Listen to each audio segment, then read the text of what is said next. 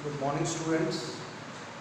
आज हम chapter number 5 जो है inverse of matrix and linear equation आव्यूह का प्रतिलोम एवं रैखिक समीकरण, इसके अंदर आखिरी टॉपिक की ओर बढ़ रहे हैं। ध्यान से देखेंगे, हमने मैट्रिक्स विधि से मैट्रिक्स का प्रयोग कर हमने रैखिक समीकरण निकाय को हल करना सीखा था। ठीक है, हमने क्या करा था, linear equation, system of linear equation को सॉल्व किया था बाय यूजिंग मैट्रिक्स। ठीक है, अब हम आज क्रैमर्स रूल पढ़ेंगे। क्या पढ़ेंगे? Cramer's rule. क्रैमर्स रूल क्या है कि हम समीकरण निकाय, दो चर वाली या तीन चर वाली, दो चर वाली या तीन चर वाली रैखिक समीकरण निकाय को सारणी के प्रयोग से जब हम हल करते हैं तो उसे क्या बोलते हैं? क्रैमर्स रूल बोलते हैं। ध्यान रखिए इंग्लिश मीडियम कि अगर हम system of linear equation in 2 variable या 3 वेरिएबल को हम सॉल्व करें बाय यूजिंग डिटर्मिनेंट, तो that procedure, that method is known as Cramer's rule.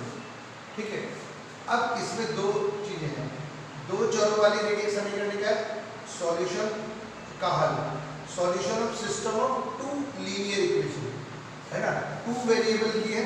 ठीक है, 2 वेरिएबल की है लीनियर इक्वेशन, है ना, तो 2 वेरिएबल हो गए, उसका जनरल फॉर्म आ गया, मानक रूप क्या है, दो चरों वाली रैखिक समीकरण निकाय का 2 वेरिएबल लीनियर इक्वेशन जो है उसका जनरल फॉर्म आ गया।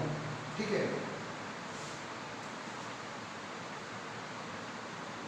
2 वेरिएबल,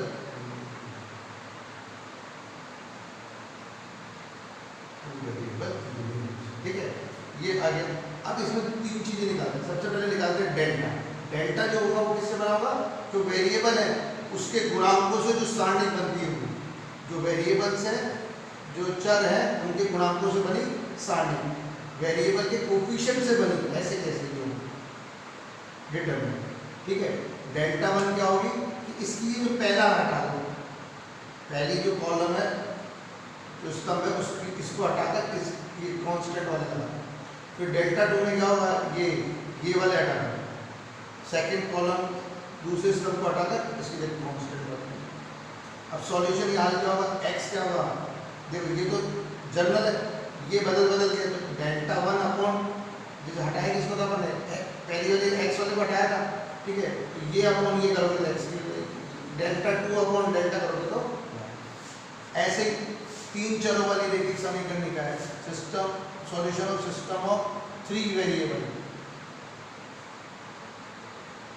लीनियर इक्वेशन, तीन चरों वाली रैखिक समीकरण निकाय, सिस्टम ऑफ 3 वेरिएबल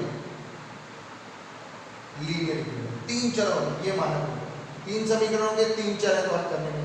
ठीक है, x y z। और डेल्टा क्या होगा, इनके गुणांकों से बनी, इनके कोफिशिएंट से बनी वेरिएबल के सामने डिटरमिनेंट। डेल्टा 1 में पहले हटा दो, इसको d1 d2 d3, डेल्टा 2 में दूसरे वाले स्तंभ को हटा दो, तीसरे वाले का ये डेल्टा 1 डेल्टा 2 डेल्टा 3 और डेल्टा तो उससे बनी है। हल क्या होगा, वही delta 1 upon delta x, delta 2 upon delta y, delta 3 upon delta क्या हो जाएगा। ठीक है, यहाँ तक बात समझ आएगी। अब अपन पढ़ेंगे नोट, जो बहुत इंपॉर्टेंट है, ध्यान से देखिएगा।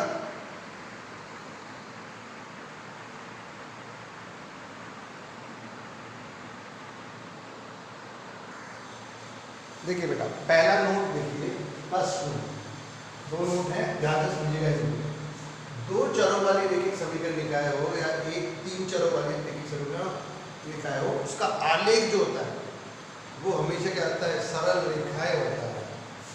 2 वेरिएबल या 3 वेरिएबल की सिस्टम ऑफ लीनियर इक्वेशन हो, उनका ग्राफ हमेशा क्या होगा, स्ट्रेट लाइन्स होगा। अब 3 इक्वेशन है तो 3 लाइन होगा, 2 इक्वेशन है तो 2 लाइन होगा। ठीक है, दूसरी बात ध्यान से समझना, 3 स्थितियां होती हैं। अगर हमारे जो है मानक समीकरण दे दे, जनरल फॉर्म दे दे लीनियर इक्वेशन की, तो उसके जो वेरिएबल के कोफिशिएंट है, जो चरों के गुणांक है, उनके अनुपात, उनके रेशियो से हम पता लगा सकते हैं कि समीकरण निकाय के किस प्रकार के, उसके हल किस प्रकार के, उसके सॉल्यूशन किस टाइप के। देखो पहली कंडीशन क्या है, पहली स्थिति a1 अपॉन a2 और b1 अपॉन b2, ये गुणांक है। ठीक है, अगर इनका अनुपात बराबर नहीं है, x के गुणांक का अनुपात y के गुणांक का अनुपात, x के कोफिशिएंट का और y के कोफिशिएंट का रेशियो बराबर नहीं है, तो समीकरण निकाय क्या होगी?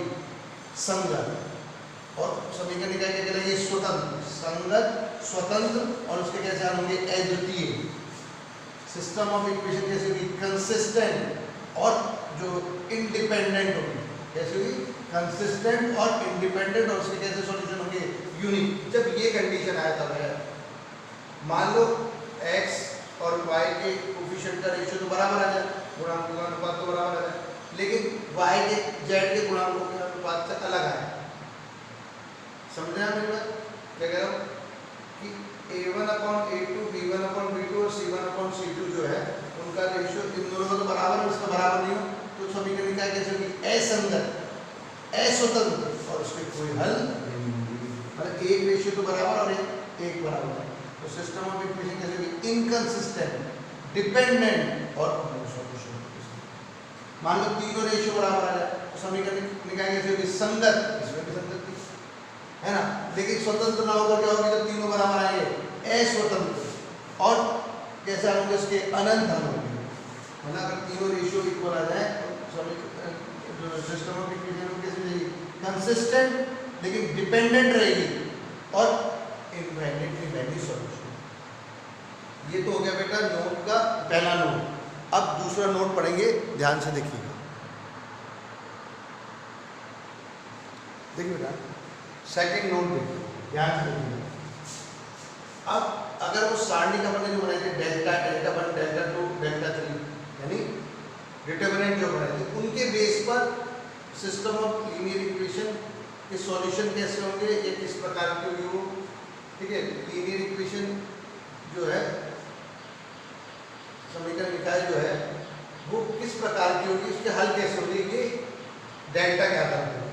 अगर मान लो डेल्टा जो अपन ने चरों के गुणांकों से जो सारणी बनाई थी, वेरिएबल के कोफिशिएंट से जो अपन ने डिटरमिनेंट बनाए थे, वो 0 हो जाए तो उस स्थिति में नॉट इक्वल टू 0 हो, उस स्थिति में समीकरण निकाय कैसे रहेगी? संगत, स्वतंत्र और उसके कैसे होंगे? अद्वितीय। तब सिस्टम ऑफ इक्वेशन कैसे हो जाएगी?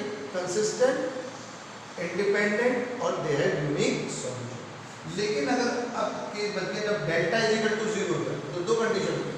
अगर मान लो डेल्टा तो 0 है नीचे वाला, लेकिन delta 1, delta 2, delta 3 delta 1 upon delta, delta 2 upon delta ऐसे तो रहता है। इनमें ये तो सॉल्यूशन होता ही है, जैसे एक्स्ट्रा ही हो गया। अब ये नीचे वाला 0 हो जाए डेल्टा और ऊपर वाले में से कोई एक अशून्य हो, कोई भी एक डेल्टा 1, डेल्टा 2, डेल्टा 3 कोई एक अशून्य हो तो समीकरण निकाय कैसे हो जाएगी? असंगत, अस्वतंत्र और उसके कोई हल।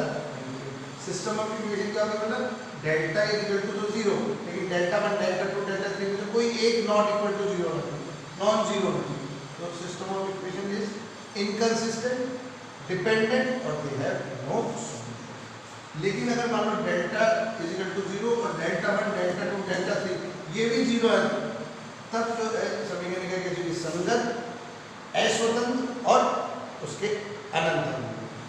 जब डेल्टा, डेल्टा 1, डेल्टा 2, डेल्टा 3 सभी 0 हो जाए तो सिस्टम ऑफ इक्वेशन कैसे? कंसिस्टेंट बट डिपेंडेंट होगी और दे हैव इनफाइनाइट सॉल्यूशन। ये था लेक्चर को, ठीक है। अगले लेक्चर में हम इसको सॉल्व करना सीखेंगे।